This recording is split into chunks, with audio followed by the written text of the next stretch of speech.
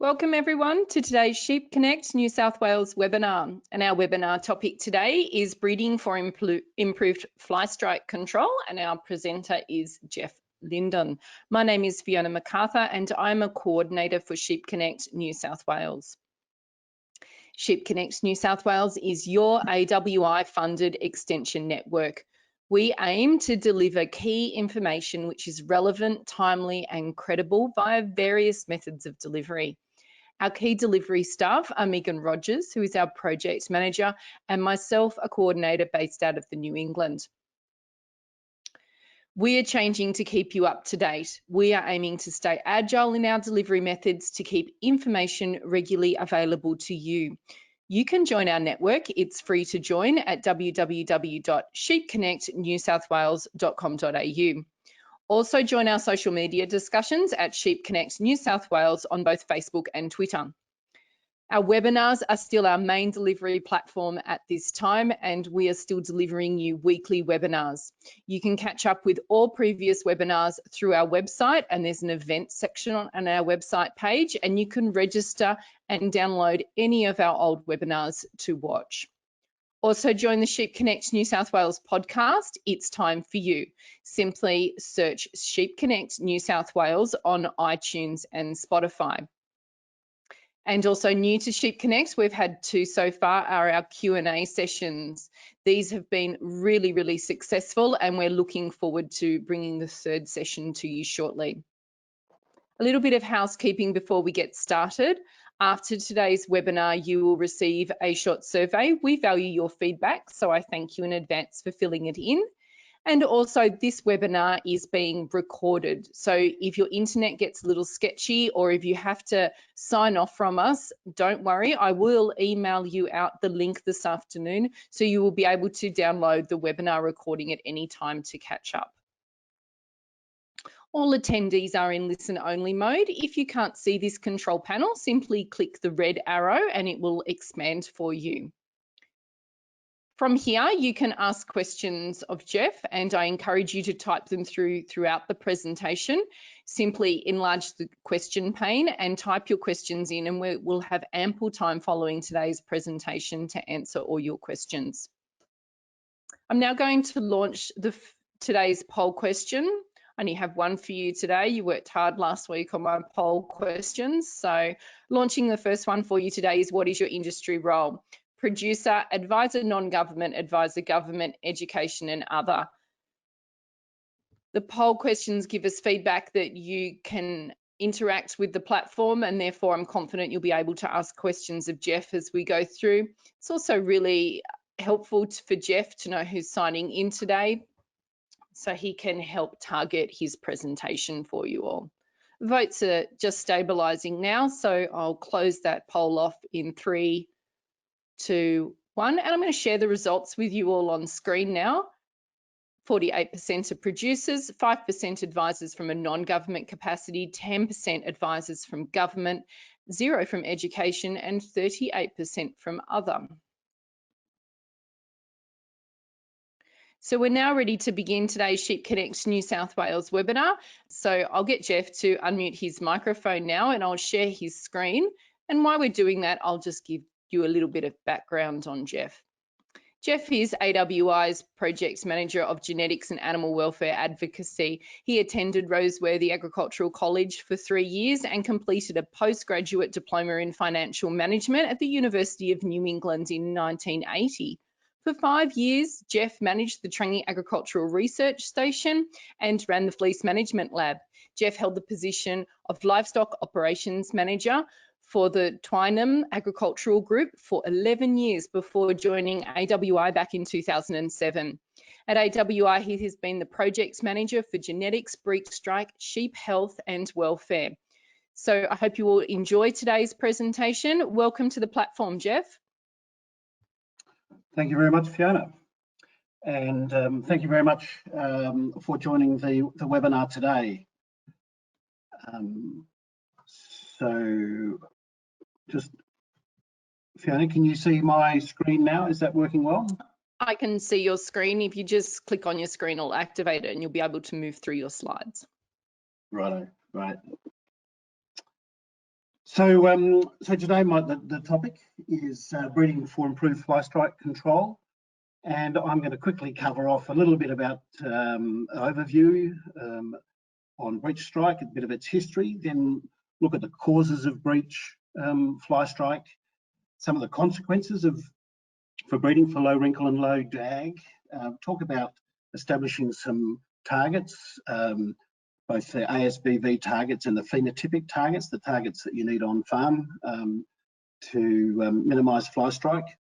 Then move on to say, okay, these are the targets, and now are there existing sires that are available that meet the criteria of being high productivity and they're also low in the breech traits?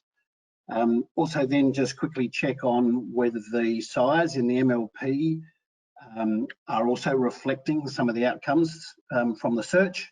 Then move on to some tips and a couple of slides on more information. So to start off with, I mean, the breech strike issue in Australia has been a long and it's been a complex issue. The fly came in somewhere in the 1890s. Mulesing started around the was first discovered around the 1930s. The fly took about 40 years to move across most states in Australia, and mulesing took somewhere between 30 or 40 years to be adopted once the fly went into the area. The fly didn't get to New Zealand until the 80s. Largely in New Zealand, they ceased mulesing reasonably quickly because there wasn't the risk that exists in Australia, and it was largely ceased before the ban in 2018. The R&D has been an ongoing process for AWI and for AWI's predecessors. There was a range of R&D that happened in the 50s and the 60s and the 80s and the 90s, and then more recently again in the 2010s. So it's been quite a long-standing issue and complex issue for us to address. More recently, we've been having increasing resistance to the current fly chemicals, and hence the topic for today. The AWI breech fly strike program is really in these 5 key areas. These areas have just modified slightly at times when the renewed push happened in 2005, but largely it's breeding and selection, modification, management practices, extension promotion, and around the analgesia and anaesthesia. But today I'm really just talking about one of these pillars, and we'll just be concentrating in on the breeding and selection, and won't really be mentioning the 4 other areas. So looking at the key traits that influence the rates of fly strike, and how growers really over the last 100 years have managed to minimise and control fly strike. So over this period of time, there's clearly been the breeding and selection, shearing and crutching, and we know that after shearing or crutching for some 6 weeks, the risk of fly strike is significantly minimised. So prior to mulesing, shearing and crutching was a major way, and bungholing was a major way that fly strike was controlled. Over the time, we've had improved worm control, so there's drenching, and that helps minimise, particularly since we've had the improved pastures in the 50s and 60s and 70s and the higher stocking rates. Also, since the 50s and 60s, there's been an increasing use of chemicals to help control fly strike, and also there's been mulesing. Really, I mean, most areas adopted mulesing sort of in the 60s and 70s, and so since then, mulesing has also been a way to reduce the risk of fly strike. So the issue really is can we reduce the reliance and the cost of fly and worm control chemicals and mulesing and crutching by breeding and selection? Is this possible? So moving on to the causes of breech strike, these results came from the AWI breech strike resistance project, where we had 2 flocks, one with the CSI Roe at Armidale, another one in Western Australia with the Department of Ag over there. But these results are coming from the CSIRO at Armidale, and clearly here you can see how the risk of breech strike increases as DAGs increase. Armidale is in low DAG country, so you can see there was a high number of just 1 and 2 score DAG scores in Armidale, and there's limited 3 and 4 score. But in Western Australia, it's quite different. Western Australia has a large number of 3 and 4 and 5 DAG score. But when at Armidale, when these few times that these high DAG scores did eventuate, the risk of strike is high for them. These trend curves are really quite similar with the WA flock as well. In terms of urine stain, it shows a similar risk level to DAGs, so it increases quite exponentially past the 2 score. In terms of breech wrinkle, the flock at Armidale is a relatively high, in this trial a relatively high wrinkle flock, so large numbers of 3s and 4s and 5 wrinkle, and you can see here the risk of breech strike with the higher wrinkle score increasing, not up to the same level as DAG and urine stain, but because there was a lot more animals here at Armidale that were high in the breech scores, then most of the strike in Armidale actually came from wrinkle rather than DAGs, because DAGs was lowly expressed. But also breech cover, and so as the breech cover goes up, then the fly strike increases. Not quite as such the risk of DAGs, urine stain and wrinkle, but you can still see the trend there with high breech cover and high risk.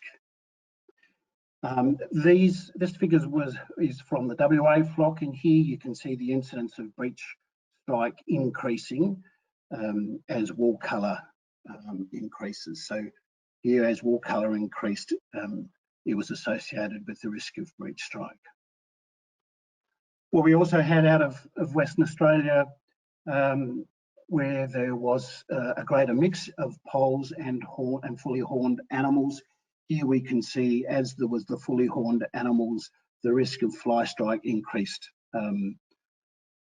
with the horns, and largely that's with the fighting and the breaking of skin between the horns, where there's less incidence of that at the poles. With true polled animals, you do need to be careful about the pole site. It does need to be dry and clean and not greasy in that pole, but those were issues really that were sort of more around 20 and 30 years ago, but a lot of those poles have been cleaned up. But here, clearly, pole strike increases. Nationally now, we're around 2/3 of merinos are polled, 90% polled in South Australia, and it's high in WA, and that was largely driven by the live export premiums that we're having there for animals with no or low scurs. But strike is very variable, and here these are different rates of strike at CSIRO. So there in 2005, you can see the level of strike there, where it was really quite different in 2008. You can also see a little bit of the difference there in the breech wrinkle scores between years as well. So generally, you know, in the better years where there's more nutrition and feed, then the animal in utero and as a lamb tends to have more wrinkle, and then as the nutrition falls away and into drought years, then the animals tend to be plainer. So the level of strike really does vary between years, and it is one of the things that adds complexity into having a constant breeding program, where some years there's expression and others years there's limited expression. These are results out of the flock at Mount Barker, and you can see here all the size along the bottom, and here the years of the fly strike. Here you can see back in these 2006 drop animals, half of them were mules in 2006, half were mules in 2007, But you can see here the variability between sires, between their progeny, about the number that was struck. And here, obviously, this was a high strike year, and these sires, there was a high level of strike in these sires progeny versus progeny down here. So here there was significantly delayed crutching because we were trying to have the trait of fly strike expressed. Once the animals were struck, very quickly they were treated with a short-acting prevention, so there was very little impact from it, but we really were trying to get it to be expressed. Here there were several years where there was the animals were crutched at the normal time, and here you can see the impact of that crutching, but overlaid that is also different seasons, and then the project returned to non-crutching here to try and get a greater expression of the trait. But here you can see the variability between sires and a bit of the impact that crutching obviously has as well.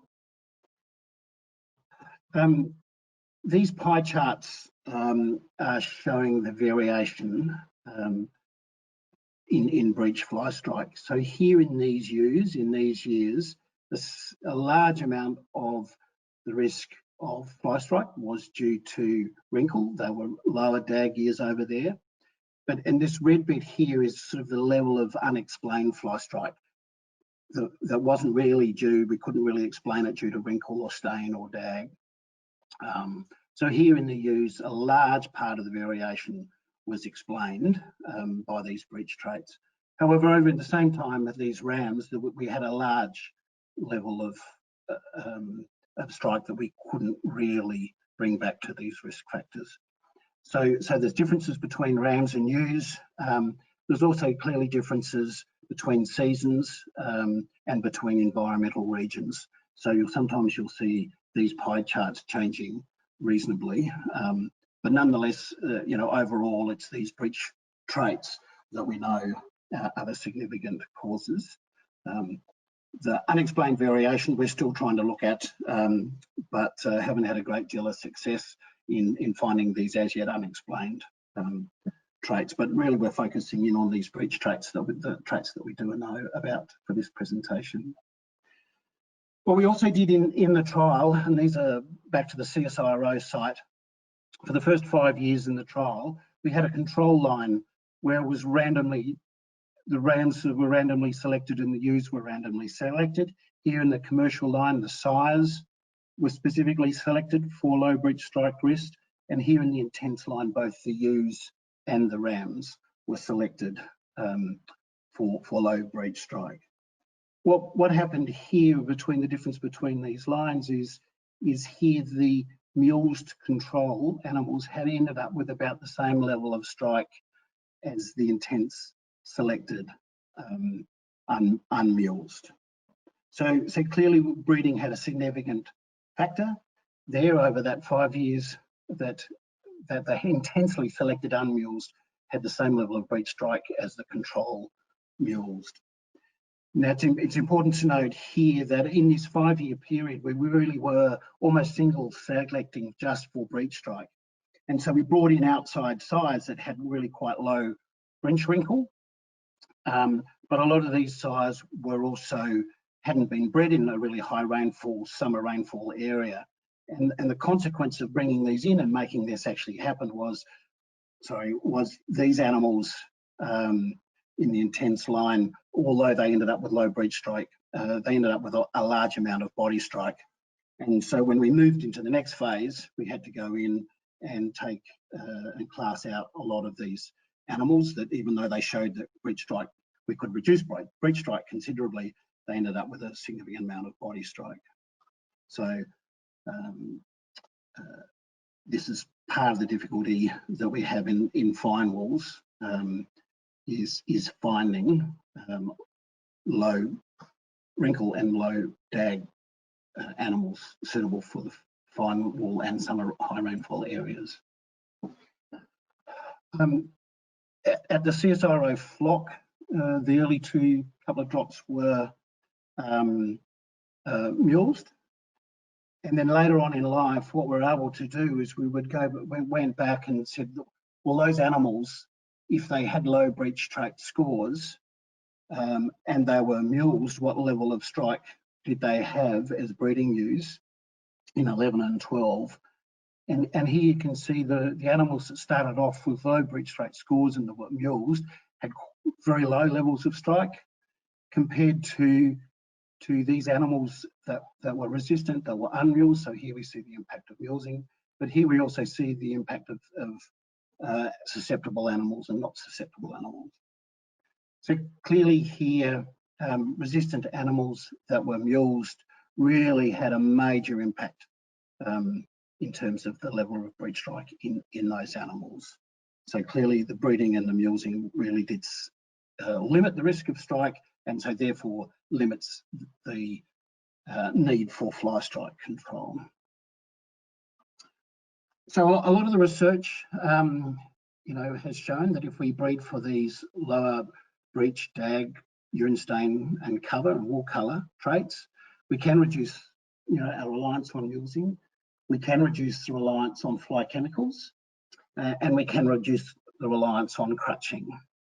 We've shown that poll merinos have less horn strike. We've sort of put some numbers around that. But there's also other research has shown that low wool colour and low file diameter, low file variation and low fleece rot reduces body strike. And we really are trying to reduce all strikes. But most strike these days is sort of more in the breech area than the body. But it's a collective wish to reduce strike on the whole of the animal. So then it breeds. So we can breed for resistance, but can we find highly productive animals, and are they available to purchase now? So moving on then to, okay, so what are the consequences? Some of the consequences of breeding for lower wrinkle, and it's also a bit of lower dag. And because there's a correlation and association between wrinkle and fleece weight, the lower the wrinkle, then it tends to be associated with a lower fleece weight. And that correlation is somewhere around 0.4, so it's regarded as moderate. But because it's moderate, even though there is that association, we can find animals that are lower in wrinkle and higher in fleece weight. And so what the aim is to try and is to pull this association apart and find more and more lower wrinkle and higher fleece weight animals. The association is about the same as fibre diameter. And so industry has successfully tended to tease apart that association. So at 0.4, clearly it indicates that we can do this the same. So in the past, low wrinkle has meant low fleece weight, but this is changing, and ram breeders are increasingly finding these lower fleece weight, lower wrinkle, higher fleece weight animals. But also one of the general consequences of lower wrinkle is higher fertility. So here we can see a low wrinkle score animal having a higher number of lambs weans per ewes joined compared to a wrinkle score 3. And here with the breech cover, we also see an association with breech cover. So the higher the breech cover, the higher the number of lambs weaned. So again, there's a correlation there, but it doesn't mean that all low wrinkle animals will have high fleece weight. We need to find the low wrinkle, high fertility. So we need to find the low wrinkle, low breech cover animals that also have the fertility to go just in the same way as with fleece weight.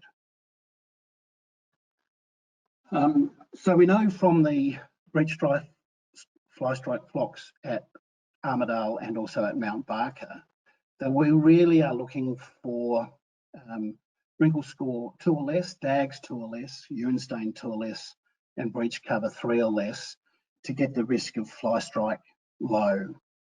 So these can be significantly achieved by visually selection for these traits.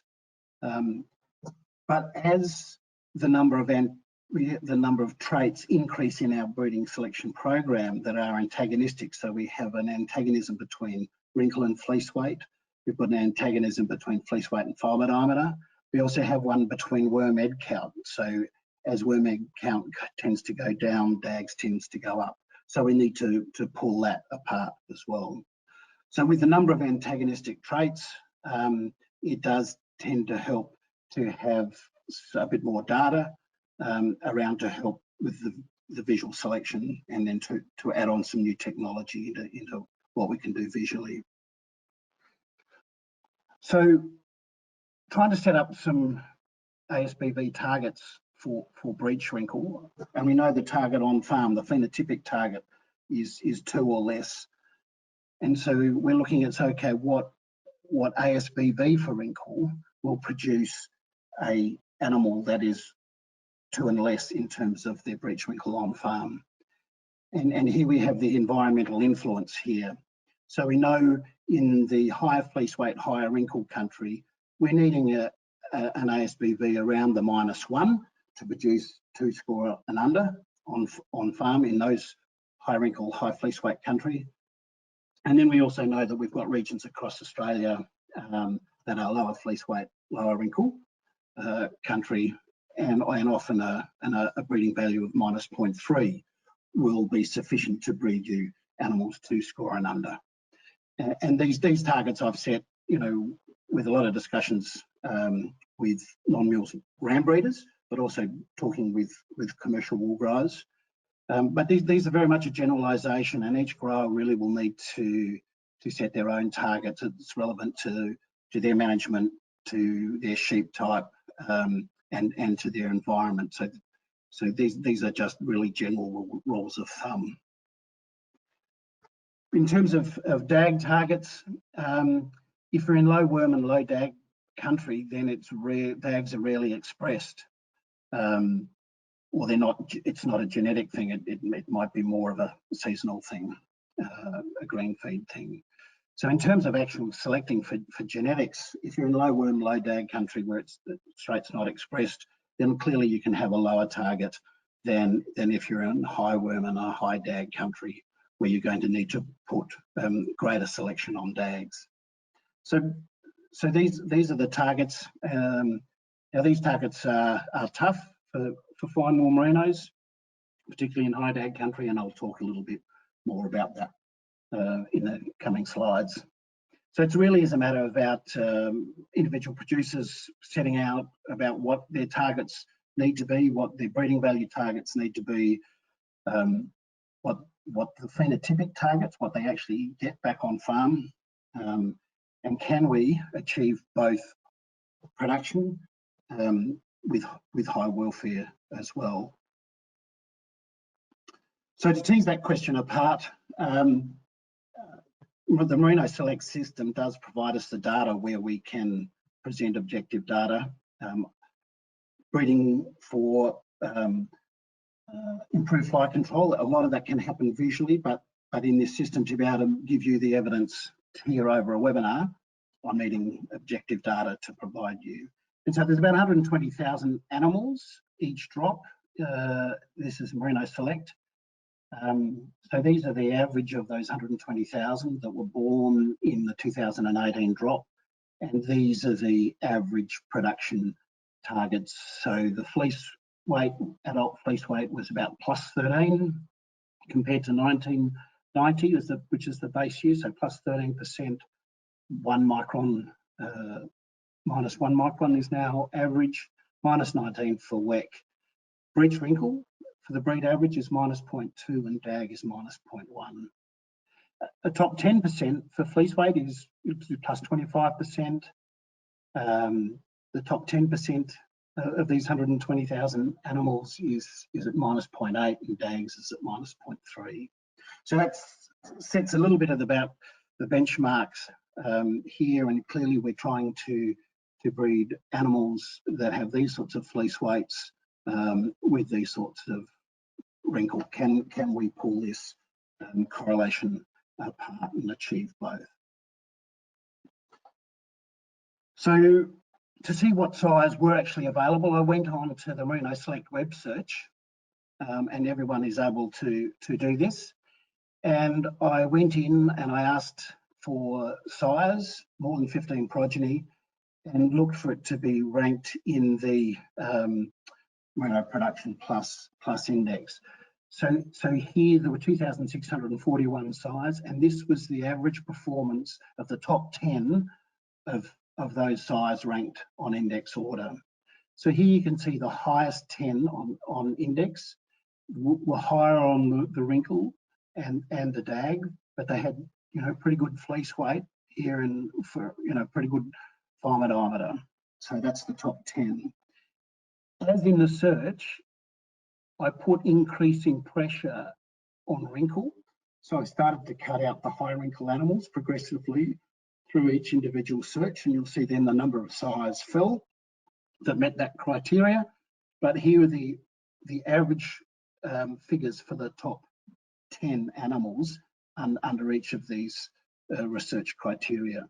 So here where I said, no, okay, all the sires need to be less than -0.7 on breech wrinkle.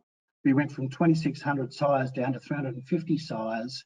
We lost the average of the 10 sires, lost 10% on fleece weight, lost a bit in terms of NLW, but you can here see a significant impact here on reducing the wrinkle score.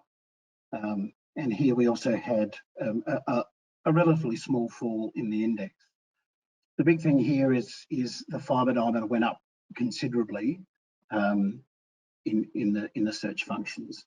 But here there are individual sires here that are plus 34% in terms of fleece weight and at -1.3 in wrinkle. So that sire there really is teasing apart these correlations. So these individual sires are being bred, and a lot of these sires are relatively recently bred.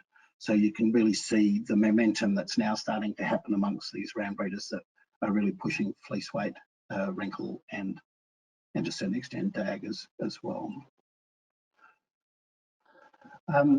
So what I also did here, so as wrinkle goes down, clearly fleece weight falls and the fibre diameter goes up as a result of those searches. And there are the leading sires here where you can find individual animals very high in fleece weight and low on wrinkle. What I also did here was I went in and changed the search in the Merino Select search engine. I said I'm looking for the ultrafine, superfine Merino type. They have to have more than 15 progeny, and then I ordered them in the Fibre Production Plus index order. So of the sires that were under 2 microns, there were 139 sires, and you can see they had plus 18% fleece weight, -3 on fibre diameter, but they were high here on the wrinkle score.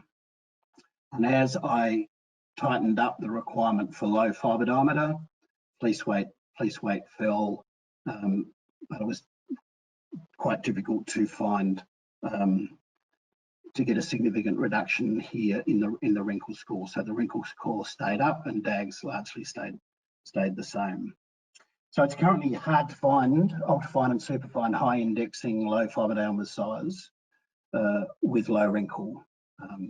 So a bit of a different story to finding higher fibre diameters, high indexing sires with low wrinkle. So that was around wrinkle. I did the same thing here with DAGs, and in the search, increasingly required greater resistance to DAGs. As you can see here, we got down to 100 sires, and the top 10 of those averaged -0.5 on DAG. But you can see here fleece weight falling and fibre diameter going up, and the index coming back. So as the DAGs went down, so fleece weight went down as well, wrinkle went down, and the diameter went up quite considerably. But again, individually, we can find a few high-performing sires. So this sire here was +46 on fleece weight, so really quite extreme on fleece weight, -0.2 on wrinkle, and -0.6 on DAG. Really quite high on fibre diameter, again fitting that story. But there are these animals being bred here for low DAG. Then when you combine wrinkle and DAG, it becomes more difficult and harder to find higher producing animals. Again, it's the same issue whenever you're increasing the number of traits under selection, it has consequences. So here there are high indexing sires with moderate wrinkle and dag, but it's difficult to get them with really low wrinkle and dag. So breeding for natural resistance is harder for fine wools, and it's also harder in the high dag country, whereas the sires for low wrinkle and high fleece weight in low dag country and in high fibre animals, there are those available for sale and the sires at the moment. So that was a bit of the picture that was painted when I was conducting the search engines. What I've also presented here is AWI with a significant number of other partners is running a merino lifetime productivity project. There's 5 sites spread out across Australia. We've used 134 sires in that project, and all of the animals now have at least 2-year-old data, and some of the animals at the earlier sites have a reasonable amount of reproduction data. But of these 134 sires that are in the project, there are 17 sires that have low breech wrinkle, so they're minus 0.7 for wrinkle and less. They have plus 19 for yearling, plus 12 on adult, so you'll see the adult comes back here with these lower wrinkle sires. They're reasonably high in fat and muscle. So these 17 sires are averaging minus 0.1 on breech wrinkle, and you can see their NLW there. And if we compare them here to the 18 sires in the MLP project that have a breech wrinkle of plus 0.8 or greater, you can see here that these animals here tend to have a lower fleece weight at yearling age, but tend to have a higher fleece weight at the adult age. So we really do need adult fleece data when we're looking to breed naturally resistant animals. But you can also see here there's lower fat and lower fibre number, and these ones are up here averaging plus 1 on breech wrinkle, and you can see they've got a lower fertility than the low wrinkle animals. So here with these 134 sires, the same picture really is being painted when you search the whole database in Merino Select. So what I've also done here is these 134 sires in the MLP project, I've grouped them into groups here on fibre diameter. So these are low fibre diameter animals and these are high fibre animals. You can see here the impact on adult greasy fleece weight on the low fibre diameter animals. They're averaging minus 3.2, but you can see here the low fibre animals are up plus 0.8 on breech wrinkle. So it's difficult to find these low fibre diameter sires with low wrinkle. But similarly here with the higher fibre diameter animals, plus 20, they're quite strong here, so they're nearly 2 microns stronger than average in terms of fibre diameter. Their fat and muscle is up, but again their wrinkle is down. So again, a similar picture being painted to the Merino Select search. In terms of a few tips, I think the information is showing that there are these animals around. Industry is breeding them. It's harder in the fine wools and it's harder in the high dag country to find these naturally resistant animals. But one of the tips, and I think is shown in one of those searches, that even just by taking out the high dag and the high wrinkle animals, considerable progress can be made just by taking out the high extremes. And so in essence, that's a first tip. Even if the low wrinkle animals concern you with the lower fleece weight, just removing the very high wrinkle and high dag and high cover animals, considerable progress can be made without having almost any impact in terms of the productivity of the fleece weight. A lot of breeders have bilged animals, but we know through the research trials that neck and body wrinkle are highly correlated to breech wrinkle. So neck and body wrinkle can be used to predict natural breech wrinkle. And so even on mulesed animals, you'll be able to predict which are the naturally low breech wrinkle animals. I mentioned a little bit earlier that there's about 120,000 animals going into each drop into Merino Select. Currently, about 28,000 have a wrinkle measurement and about 10,000 have a DAG measurement recorded annually. So if we can increase this, then clearly we're going to have more data, and by nature of that, we'll be able to find more animals that have this high productivity and low risk, and we'll be able to objectively find those. We know these animals for high productivity and low breech trait exist outside the Merino Select system as well, and there's ways there that we're looking to see how we can assist finding these animals, these highly productive animals with low risk that are outside the Merino Select system as well. There's about 15 studs that feature in those Merino Select searches that I have discussed on the previous slides, that have these high productive and animals with good welfare traits. So it makes them reasonably easy to find on the Merino Select website search, and these animals are pretty well spread across Australia. In the searches, I did use size rather than rams. So it's again harder to find the flock rams that meet some of these requirements because I was looking at the size. But a lot of the size that were in these searches seem is available for them. Bit of another tip is in a survey that we've done of wool growers, on average, wool growers will go in and apply preventative treatment when around 0.8% of a mob is struck. So that's about 1 in 625. So it is really the tail of the mob that is the weakest link and generates cost and angst in terms of fly strike.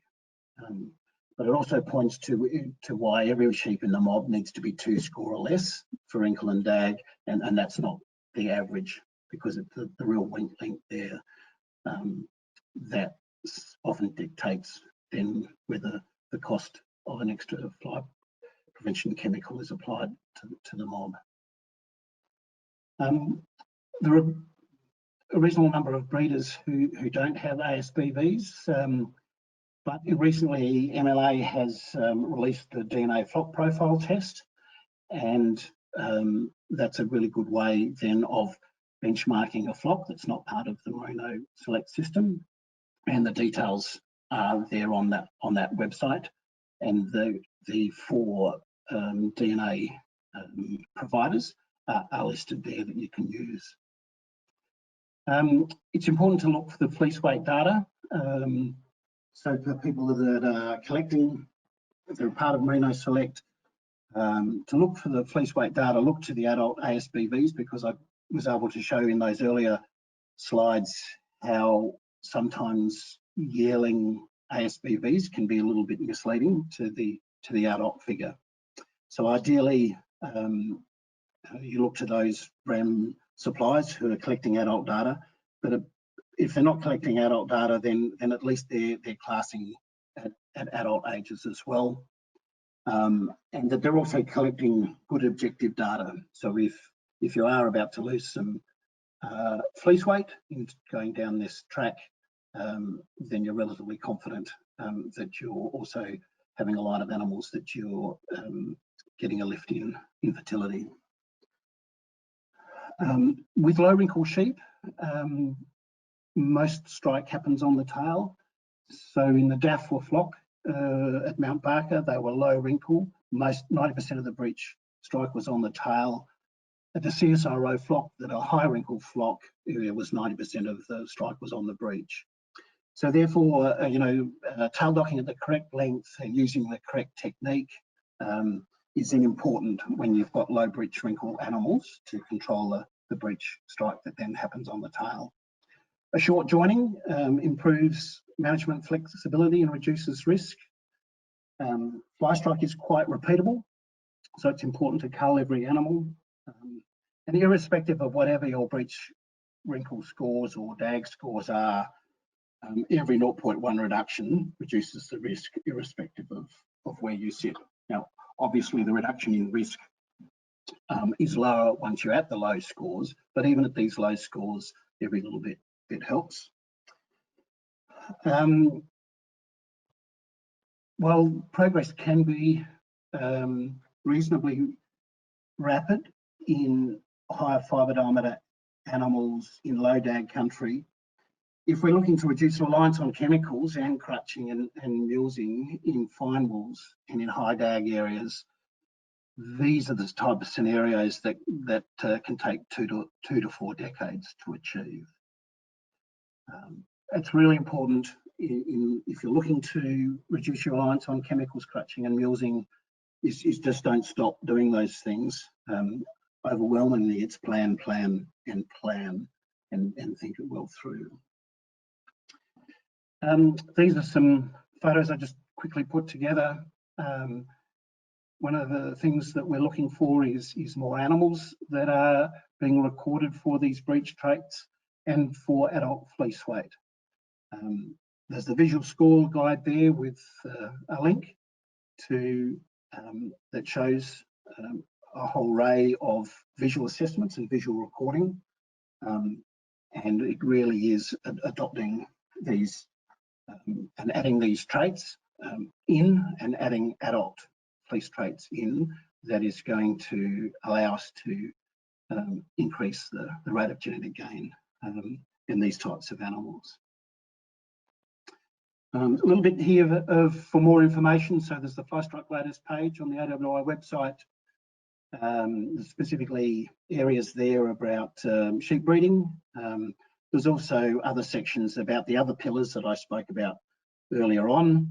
And there's also a website link here to where we've got some PowerPoint information, specifically looking at stockmanship and their role and the importance of stockmanship and their role and the importance of visual classing skills. Plus there's a range of other websites, Flyboss, Making More from Sheep Genetics, which I've also spoken about. AWEX has information also about the NWD and premiums and discount, Merino superior size, and then the wool.com, the MLP site as well. So the first stop is getting advice from your local vet, wool broker, ram breeder, sheep classer, consultant, and there is some an AWI helpline and feedback email where if you've got any questions you can send those through.